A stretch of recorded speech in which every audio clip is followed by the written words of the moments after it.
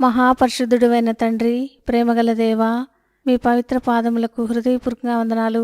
నాకిచ్చిన మహా గొప్ప రక్షణకై స్తోత్రం చెల్లిస్తూ, ఇంతవరకు కనుపాపవలే కాపాడిన మీ ప్రేమను బట్టి మిమ్మల్ని ఆరాధించి పూజిస్తూ, నా రక్షణ పాత్రను చేబూని ఈ చిన్న స్తుతి ఆరాధన ప్రార్థన ప్రభువైన యేసుక్రీస్తు నామములో మీకే సమర్పిస్తున్నాము తండ్రి. ఆమెన్. జనవరి 1, ఎడారిలో సెలయేర్లు అనుదిన ధ్యానమాలిక. మీరు నది దాటి స్వాధీనపరుచుకున్నటకు వెళ్ళుచున్న దేశము కొండలు లోయలు గల దేశము. అది ఆకాశ వర్షజలము త్రాగును. అది నీ దేవుడైన యెహోవా లక్ష్యపెట్టు దేశము.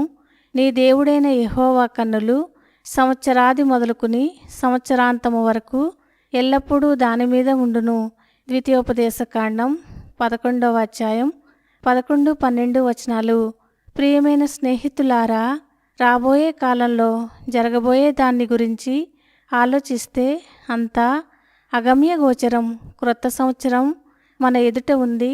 దాన్ని స్వాధీనపరచుకునేందుకు మనం బయలుదేరుతున్నాం. మనకేం ఎదురవనున్నదో ఎవరు చెప్పగలరు? మనకి కలగబోయే క్రొత్త అనుభవాలు, జరగనున్న మార్పులు, క్రొత్తగా తలెత్తనున్న అవసరాలు ఎవరూహించగలరు? కానీ మన పరలోకపు తండ్రి ఇక్కడ మనకొక ఉత్సాహభరితమైన ఆనంద సందేశాన్ని అందిస్తున్నాడు. అది నీ దేవుడైన యెహోవా లక్ష్యపెట్టు దేశము. నీ దేవుడైన యెహోవా కన్నులు సంవత్సరాది నుండి సంవత్సరాంతము వరకు ఎల్లప్పుడూ దాని మీద ఉండును. మన అవసరాలన్నీ దేవుడే తీరుస్తాడట. ఎప్పటికీ ఎండిపోని నీటి బుగ్గలు ఆయనలో ఉన్నాయి. ఆనకట్టలు లేని సెలయేళ్ళు, జలధారలు ఆయన దగ్గర నుండి ప్రవహిస్తున్నాయి. ముందేం జరుగుతుందో అని ఆందోళన చెందుతున్నారా? ఇదిగో, దేవుని కృపనిండిన వాగ్దానం, ఆశీర్వాదాలు ఆయన నుండి ప్రవహిస్తూ ఉన్నాయి. ఆ ప్రవాహానికి అంతం లేదు. ఈ ప్రవాహం ఎండకి, అనావృష్టికి ఎండిపోదు.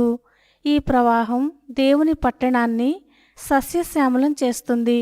మనం అడుగుపెట్టబోతున్న దేశం కొండలు లోయలు ఉన్న దేశం. అంతా చదునుగానూ ఉండదు, అంత పల్లంగానూ ఉండదు.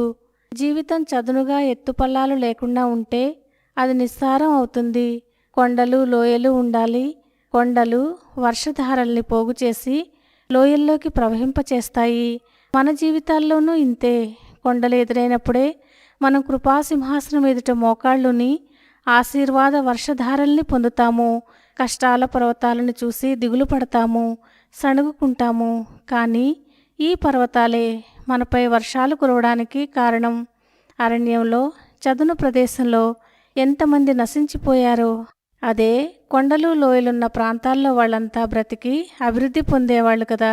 మైదానాల్లో ఎముకలు కొరికేసే చలిగాలులు అడ్డు అదుపు లేకుండా వీస్తూ చెట్లను చేమలను నేలమట్టం చేస్తుంటే ఎంతమంది నశించిపోయారో. కానీ దృఢమైన తలవంచని అజేయమైన కొండ ప్రదేశాల్లో, శత్రువుల నుండి రక్షణ కలిగించే కొండచర్యల్లో క్షేమంగా ఉన్నారు. జీవితంలో మనకెదురయ్యే కష్టాలు దేవుడు మన ఎదుట నిలువబెట్టే కొండల్లాంటివి. వీటి వల్లనే మన జీవితాలు సంపూర్ణమై దేవునికి దగ్గరగా మనం వెళ్ళగలుగుతున్నాము. మనకి ఎలాంటి బాధలు, వేదన, శ్రమలు ఎదురవుతాయో తెలియదు.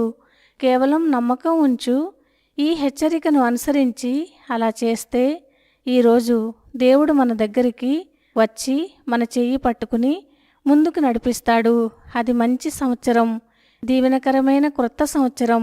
అగమ్యగోచరమైన దారుల గుండా ఆయన నిన్ను నడిపిస్తాడు.